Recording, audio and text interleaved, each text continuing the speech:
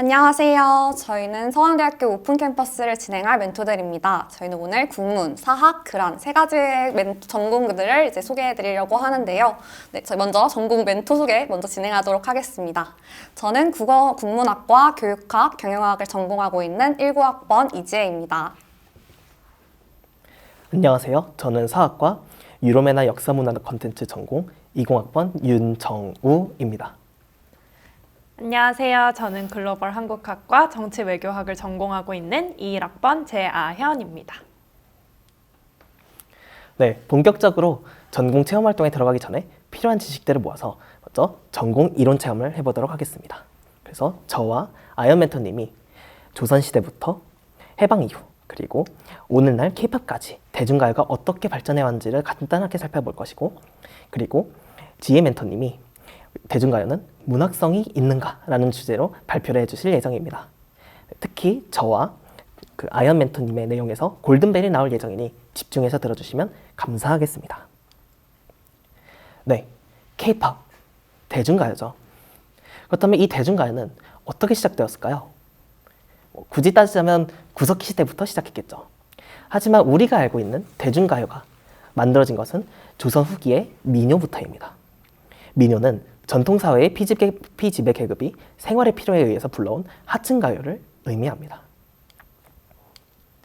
네, 이러한 민요는 크게 지역에 따라서 5가지로 나눌 수가 있습니다. 첫 번째는 서울, 경기도, 충청도 북부를 아우르는 경기민요가 있고, 두 번째는 전라도, 충청도 남부를 묶는 남도민요가 있습니다. 세 번째는 평안도, 황해도 지역에서 부르는 서도민요가 있고요. 그리고 네 번째는 태백산맥을 따라서 쭉 이어지는 함경도, 강원도, 경상도의 동부민요가 있습니다. 마지막으로 제주도만의 독특한 제주민요까지 총 5가지의 우리나라의 지역민요들이 있습니다. 근데 우리가 흔히 조선시대의 어떤 음악이라고 한다면 판소리를 먼저 떠올리죠. 판소리는 민소각이자 구비서사시입니다. 즉, 많은 사람들이 즐겨 부르는 대중가요인 동시에 입으로 이야기하는 시이기도 했다는 것이죠. 이처럼 우리나라는 음악과 문학이 합쳐진 형태의 그런 장르가 발달했다라고 이야기할 수가 있겠습니다. 네, 이러한 판소리는 크게 소리광대인 창자 그리고 고수의 합주로 만들어집니다. 창자는 소리, 즉 음악을 하고 동시에 이야기, 안일이를 하고요. 이에 맞춰서 발림, 몸짓을 합니다. 고수는 이에 맞춰서 북장단을 쳐주고 여기에 관객과 고수가 얼쑤, 좋다 같은 추임새를 넣으면서 한 편의 판소리가 완성이 됩니다. 이러한 판소리는 크게 12개가 있었다고 합니다. 그래서 춘향가, 심청가, 흥보가, 수군가, 적벽가, 이 외에도 7개의 판소리가 더 있었다고 하지만 오늘날 일제강점기와 좀 다사다난한 현대사를 지나면서 지금까지 남아있는 건 아까 이야기한 판소리 5개만 남아있습니다. 네, 판소리는 크게 3가지로 나눌 수가 있습니다. 하나는 전라도 서남 지역에서 부르는 서편제입니다. 네, 여러분이 중고등학교 음악 시간에 보셨던 영화로 한 번쯤은 들어보셨을 텐데요. 특히 요즘에는 문화체육관광부의 광고로 유명한 이날치라는 그룹 다들 들어보셨을 겁니다. 이 이날치는 실제 서편제의 명창이었던 분의 이름에서 따온 그룹 이름입니다. 네, 그리고 이 서편제와 정반대의 특징을 가진 동편제가 있습니다. 말 그대로 전라도 동북 지역에서 즐겨 부르던 판소리였죠. 그리고 이 동편제와 아주 유사한 중고제라는 경기도, 충청도 지역에서 부르던 그런 판소리도 있었습니다. 네, 다음은 이제 근대로 넘어왔습니다. 근대로 넘어오면서 일본, 서양에서 다양한 문명들이 흘러들어오기 시작했죠. 네, 그래서 우리나라에도 서양식 각곡에 맞춰서 신식노래로 창작된 근대 개몽기의 시가, 창가가 나오기 시작했습니다. 네, 창가는 원래는 황제탄신 경축가라는 누가 봐도 그런 어용 노래로 시작이 되었지만 우리가 흔히 창가의 진짜 시작이라고 보는 것은 애국가부터입니다. 윤치호가 창작했죠. 이 애국가는 우리가 알고 있는 애국가는 아니지만 애국가라는 이름을 최초로 사용한 노래라서 조금 기억해 두셔야 합니다. 네, 이러한 창가는 원래 어떤 외국의 선교사들이 와서 그들이 세운 학교, 교회 같은 데서 찬송가에 우리나라의 그런 약간 그런 가사 같은 것들을 덧입히면서 생겨났기 때문에 초기에는 굉장히 기독교적인 느낌이 강했습니다. 하지만 이런 것이 당대 신문, 학회지, 교회 잡지 같은 계몽 지식인들이 쓴 그런 창가가 이렇게 실리기 시작하면서 점점 중기로 옮겨갈수록 우리 조선 사람들은 깨어나야 한다. 이런 의미의 계몽주의로 발전하기 시작했습니다. 그러던 것이 나중에는 대한제국의 정식 교과로 창가가 들어가게 되고 많은 사람들이 즐겨 부르는 대중과외가 되면서 개인적인 서적, 당대 문명을 풍자하는 그런 굉장히 다양한 장르로 발전하게 됩니다. 네, 이것이 바로 창가입니다. 네, 어느새 나라가 망하고 일제강점기가 도래했습니다. 일제강점기 때 굉장히 유행했던 장르는 오늘날까지 특히 2020년대에 크게 붐이 일었던 트로트였습니다. 근데 이 트로트의 영향을 많이 받아서 우리나라의 민요도 조금 색다르게 발전했는데요. 그것이 바로 1930년대에 유행한 민요풍의 대중가요, 신민요입니다. 신민요는 여기 시초라고 쓰여진 여러 노래에서 시작이 되었습니다. 정확하게는 경토리 기반의 선율, 굿거리, 자진몰이 리듬처럼 우리나라만의 선율, 리듬을 가지고 있었지만 이것을 연주하는 것은 그 서양 악기 혹은 서양 악기와 우리나라 악기를 합쳐서 그 연주를 했죠. 어떻게 보면 굉장히 융합적인 형태인데 그렇기 때문에 특히 도시에서 주로 불렸습니다. 네, 이렇게 됐던 것이 나중에는 전통민요 혹은 대중민요로 서로 갈라지게 되는데요. 이 중 대중민요로 나왔던 것은 1970년대 이걸 즐겨 불렀던 세대가 점점 역사의 뒤안길로 사라지고 미국 대중음악이 정말 파괴적으로 유입되면서 쇠퇴했지만 그래도 전통민요로 빠진 신민요는 오늘날까지도 보존되어서 이어져 오고 있습니다. 네, 여기까지가 전근대부터 이제 일제강점기까지의 대중가였고요. 그 이후부터 K-팝까지는 아연 멘토님이 설명해 주시겠습니다. 그러면 제가 1960년대부터 1990년대까지 대한민국 대중음악의 역사에 대해서 설명드리고자 하겠습니다. 먼저 1960년대를 한마디로 표현하자면 산업화와 대중문화의 발달이라고 할 수 있겠습니다. 1960년대는 산업화가 진행되면서 대중문화가 크게 발달하였는데요. 이때 발달하였던 4가지 큰 장르를 이야기해보자면 아메리칸 스탠다드 팝, 트로트, 소울음악, 락음악 등이 있습니다.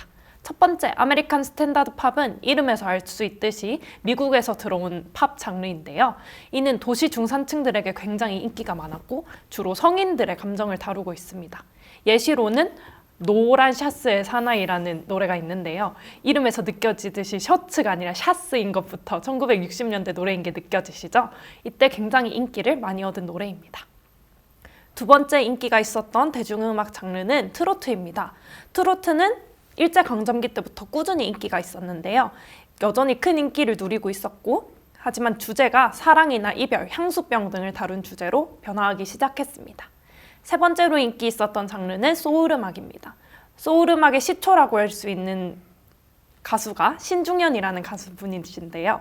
전기 사운드와 풀그루브의 비트와 리듬, 락의 요소를 활용해서 소울음악이라는 장르를 만들어냈고 이 이후로 펄시스터즈의 커피 한 잔과 같은 노래들이 등장하기 시작했습니다. 마지막으로 인기 있었던 대중음악 장르는 락음악입니다. 대한민국의 첫 번째 락 그룹이라고 할 수 있는 그룹이 에드허인데요. 에드허의 빗속의 여인이라는 노래가 굉장히 유행을 했습니다.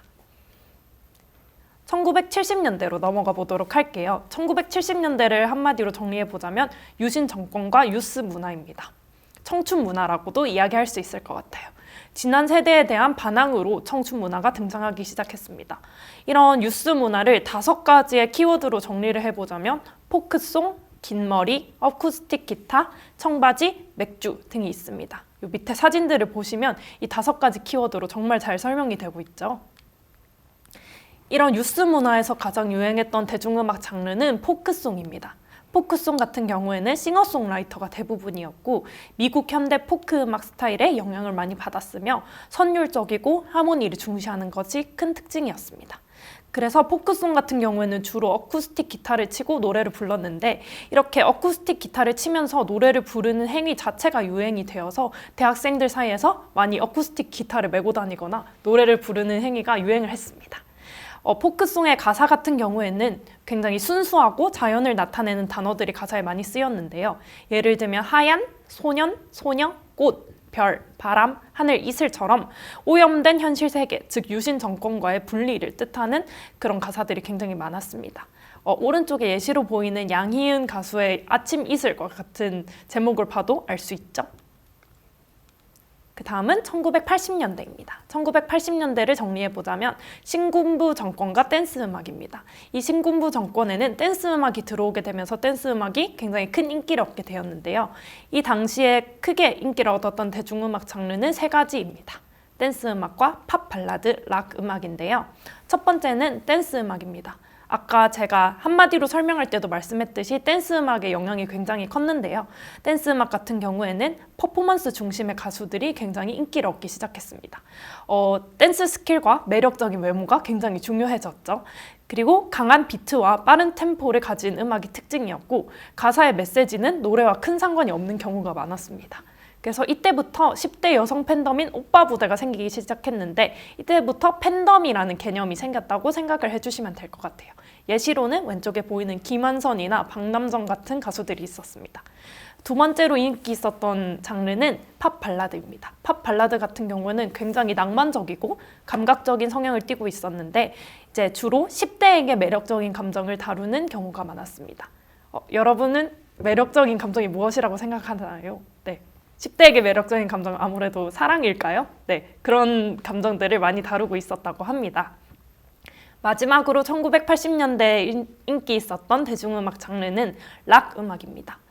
일렉 기타와 드럼으로 연주했고 미국의 락과 헤비메탈의 영향을 주로 받아서 이것이 대중음악으로도 확산되기 시작했습니다.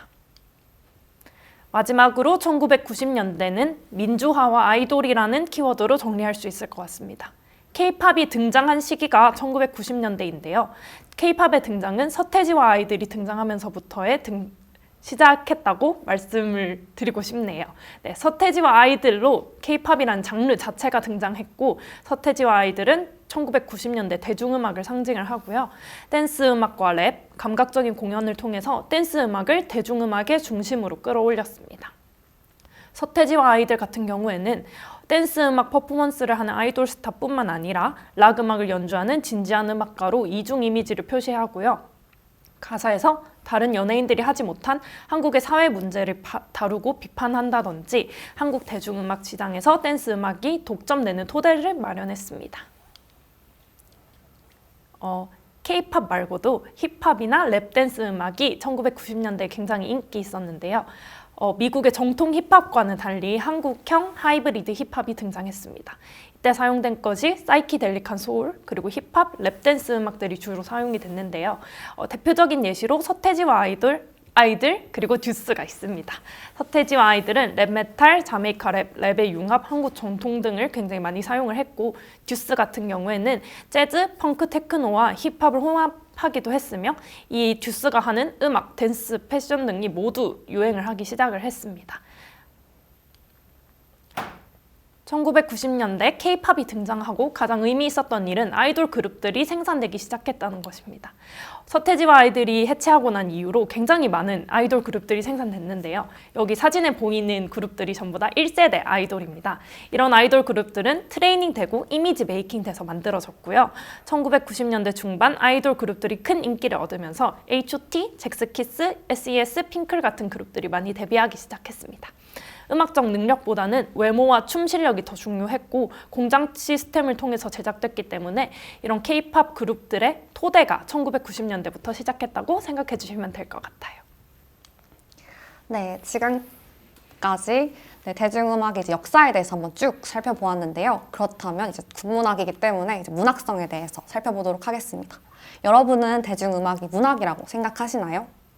아마 다들 이제 각자의 생각이 있으실 텐데 전 한번 이제 사전을 보도록 하겠습니다. 표준 국어 대사전에서는 사상이나 감정을 언어로 표현한 예술, 옥스포드 사전에서는 삶의 가치 있는 경험을 상상력을 토대로 언어로 짜임새 있게 표현한 예술이라고 말하고 있는데요. 요약하자면 문학은 사상, 감정, 삶의 가치 있는 경험을 언어로 표현한 예술이라고 할 수 있겠습니다. 자, 우리가 모두 대중음악이 예술이라는 거에 대해서 아마 이의가 없을 것 같은데요. 또 가사들은 다 언어로 되어 있죠. 그리고 사상, 감정, 삶의 가치 있는 경험을 음악은 담고 있지 않나요? 네, 그래서 저는 대중음악이 문학이다 라고 말씀을 드리고 싶습니다. 또한 실제로 2016년 노벨 문학상을 이제 밥 딜런이라는 이제 대중음악가가 수상을 하게 되었어요. 이것만 보더라도 이제 문학계에서도 대중음악을 하나의 문학으로 받아들이고 있는 추세를 확인할 수 있습니다. 또한 대중음악이 문학의 기능을 하고 있는 것도 알 수 있는데요. 이 문학은 인간과 세계를 총체적으로 이해를 하는데 도움을 주는데 요즘 우리는 대중음악을 들으면서 뭐 예를 들어서 뭐 수고했어 오늘도 이런 노래를 들으면서 맞아 나 오늘 수고했어 이러면서 이제 세계를 조금 이해하고 인간도 이해하고 이런 경험 다들 한 번씩은 있으실 텐데요. 과거에는 문학이 했던 기능들을 지금 이것을 대중음악이 받아서 하고 있습니다. 그뿐만 아니라 대중음악은 그 시대만의 사회상을 담고 있다는 점에서 문학성을 가지고 있다고 볼 수 있는데요. 특히 대중음악은 대중들의 사랑을 받기 위해 나온 노래이기 때문에 그 대중들이 어떤 감정을 가지고 있는지, 어떤 생각을 하는지, 어떤 소비나 어떤 형태의 행동을 하는지를 굉장히 주의 깊게 살펴보고 가사를 만드는 편이에요. 그렇기 때문에 당대 대중들의 지배적인 정서가 잘 드러나 있습니다. 예를 들어서 일제시대부터 1970년대까지는 애절한 트로트가 인기를 끌었는데요. 당대 불우했던 시대적 상황에 힘없는 그 서민들의 정서를 가장 잘 대변하는 장르였기 때문입니다. 또한 경제가 부흥한다고 믿었던 그 1980년대와 90년대에는 신나는 댄스곡이 완전 인기를 끌었는데요. 서민들이 이제 경제가 막 발전하니까 얼마나 즐겁고 흥이 났겠어요. 그렇기 때문에 댄스 음악이 많이 발전을 했겠죠. 마지막으로는 요즘은 대중음악이 시대적인 메시지들도 전지고 있습니다.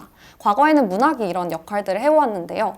예를 들어서 아마 요 클립이 굉장히 유행까지는 아니고 조금 인기가 있었는데 이제 전수연이라는 여자아이들의 이제 리더가 이제 누드라는 노래를 제작할 때 누드라는 단어가 가지고 있는 선정성을 타파해야겠다라는 마음을 가지고 이 곡을 만들었다고 해요. 우리는 케이팝을 볼 때 보통 이 뛰어난 외모나 아니면 엄청 멋있는 퍼포먼스를 때문에 보기도 하지만 사실은 굉장히 문학성을 담고 있다는 것도 한 번쯤 주목해 봐야 될 것 같습니다. 그렇다면 지금까지 굉장히 긴 전공 이름 체험을 마치도록 하겠고요. 자, 도전 골든벨을 시작하도록 하겠습니다. 네, 여러분 전공 이론 체험 잘 들으셨나요? 지금부터는 저와 아연 멘토님의 내용을 바탕으로 총 5문제의 골든벨을 진행할 예정이고요. 네, 그리고 2문제는 히든으로 숨겨놓겠습니다. 자, 첫 번째 문제입니다. 오늘날까지 남아있는 판소리는 6개이다. OX로 답해주세요. 네, 정답은 X입니다. 오늘날까지 남아있는 판소리는 5개죠. 다음 문제입니다. 서양식 악곡에 맞춰서 신식 노래로 창작된 근대 계몽기의 시간은 신민요이다. OX. 네, 정답은 X입니다. 네, 근대 계몽기의 시간은 창가이죠. 네, 세 번째 문제, 단답형입니다. 전라도 서북 지역의 판소리를 일컫는 말로 영화 제목이기도 하고 그 다음에 이날치라는 명창이 있었던 이 단어는 정답은 서편제입니다. 네, 다음 문제입니다. 일제강점기 대중민요를 시작해서 1960년대까지 흥행한 이 음악 장르는 트로트이다. OX로 답해주세요. 정답은 O입니다. 특히 오늘날에도 유행하고 있죠. 네, 마지막 문제입니다. K-POP 장르를 등장시킨 1990년대 3인조 음악 그룹의 이름은 단답형으로 적어주세요. 정답은 서태지와 아이들입니다. 네, 여기까지 5문제. 어렵지 않았죠? 근데 어떤 분은 너무 옛날 역사 가지고서 하니까 어렵다라고 하실 것 같아서 이번에는 우리가 잘 알고 있는 노래를 가지고서 노래 제목과 그다음에 노래 가사를 맞추는 문제를 한 문제씩 풀어보도록 하겠습니다. 자, 첫 번째 문제입니다. 이 노래의 제목은 무엇일까요?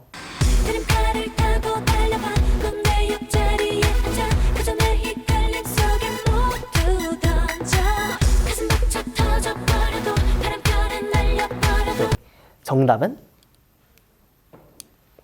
소녀시대의 소원을 말해봐 라는 노래였습니다. 네, 어렵지 않았죠? 다음 문제로 넘어가겠습니다. 네, 이 문제는 2010년대 후반에 유행했던 방탄소년단의 DNA입니다. 네, 여기에 나오는 굉장히 유명한 가사인데요. 네, 노래를 듣고 이 가사를 적어주세요. 우리 전생에도 아마 땀생에도 영원히 함께니까. 네, 정답은 우리는 전생에도 아마 다음 생에도 영원히 함께니까 DNA라는 가사였습니다. 네, 여기까지 골든벨 다들 잘 푸셨나요?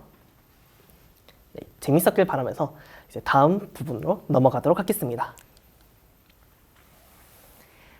네, 그럼 지금까지 전공 이론 체험을 통해서 K-팝의 역사 그리고 현재의 문학성까지 봤는데요. 그럼 지금부터는 K-팝이 앞으로 어떻게 발전할지 그 미래를 예보해보는 시간을 가져보겠습니다. K-팝의 미래를 위해서는 세 가지의 중요한 것이 필요하다고 생각을 하는데요. 첫 번째는 바로 품질의 중요성입니다. K-팝이 미래에 더욱더 발전하기 위해서는 좋은 품질을 가지는 것이 굉장히 중요한데요. 최근에는 일명 자체 제작 아이돌로 작사, 작곡은 물론 컨셉에도 적극적으로 참여하는 아이돌들이 늘고 있습니다. 이런 참여도가 높은 아티스트들이 대중의 인기와 품질 두 마리 토끼를 모두 잡을 수 있기 때문에 이런 품질의 중요성을 위해서는 점점 그런 대중음악가들이 자신의 음악에 더욱더 많이 참여하는 모습이 필요할 것으로 보입니다. 두 번째는 바로 세계화입니다. 세계로 나아가는 K-팝에서 세계화를 위한 발걸음은 굉장히 중요한데요. 여러 해외 아티스트들과의 협업으로 K-팝 산업의 새로운 길을 아이돌들이 제시하고 있습니다. 사진에서 보이는 예시로는 할씨와 콜라보를 한 방탄소년단이 있고 태국 래퍼와 콜라보를 한 스트레이키즈 방찬이 있습니다. 이와 같이 K-팝에 대한 진입 장벽을 낮춰서 더 많은 사람들에게 다가가는 방법이 있습니다. K-팝에 대한 진입 장벽이 아직까지 높은 국가들이 굉장히 많은데요. 이렇게 그 국가의 아티스트들과 협업하는 방식으로 진입 장벽을 낮추고 더 많은 사람들에게 다가가서 세계화를 이뤄낼 수 있을 것이라고 생각이 듭니다. 마지막으로는 기술의 결합입니다. 트렌드에 굉장히 민감한 문화예술 산업에서 빠르게 변화하는 기술과의 결합은 굉장히 중요합니다. 사진에서 보이듯이 AR을 활용한 콘서트라든지 최근에 에스파라는 그룹에서는 AI가 실제로 멤버 구성에 들어가기도 했죠. 이런 거와 같이 새로운 기술과의 결합으로 K-팝의 새로운 가능성을 제시한다 보면 K-팝이 미래에도 더욱 발전해서 큰 인기를 얻을 것이라는 생각이 듭니다. 네, 지금까지 저희가 K-팝의 대중음악의 역사를 봤고 그리고 현재의 문학성을 보았고요. 그리고 미래 예보까지 들었습니다. 아마 각자 머릿속에 이제 K-팝이 어떤 것인지에 대한 어느 정도 개념이 생겼을 거라고 생각을 하는데요. 마지막 활동으로 K-팝 원픽을 뽑아보는 시간을 갖도록 하겠습니다. 네, 각자 이제 앞선 K-팝 미래예보를 바탕으로 세계적으로 알리면 좋을 우리 음악을 한 곡씩 선정을 해주시면 되는데요. 제가 먼저 예를 들어볼게요. 제가 제일 좋아하는 노래가 유나의 사건의 지평선인데 이 노래가 첫 번째 약간 인트로 파트에 약간 따다다다다다다단 제가 잘 못 부르긴 하지만 이러한 부분이 이렇게 굉장히 매력적인 멜로디가 쭉 나옵니다. 전주가 굉장히 길게 들어가는데 이 매력적인 멜로디가 세계적으로 굉장히 먹힐 것이라고 생각을 했습니다. 또한 후크 파트에는 굉장히 목소리가 두드러지는 애절한 파트가 진행이 되는데요.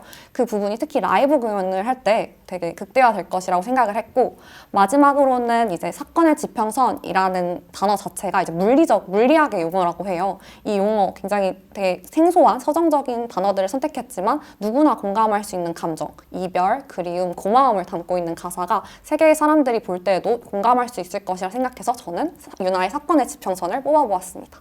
여러분도 오늘 활동을 들으시면서 K-팝에 대해 여러 가지를 생각해 보셨을 텐데 한번 각자 정답은 없기 때문에 각자 대중음악의 전문가가 되었다고 상상을 하면서 어떤 곡이 좀 베스트다라는 걸 한 번씩 고민해보고 한번 써보면서 오늘 활동 마치는 걸로 할게요. 자, 그러면 저희 이상으로 마치도록 할 텐데 마지막 한마디씩 할까요? 지금까지 저희와 함께 K-팝의 과거, 현재, 그리고 미래까지 살펴보았는데요. K-팝을 국문, 사학, 글로벌 한국학의 관점에서 본 시간 유익하셨나요?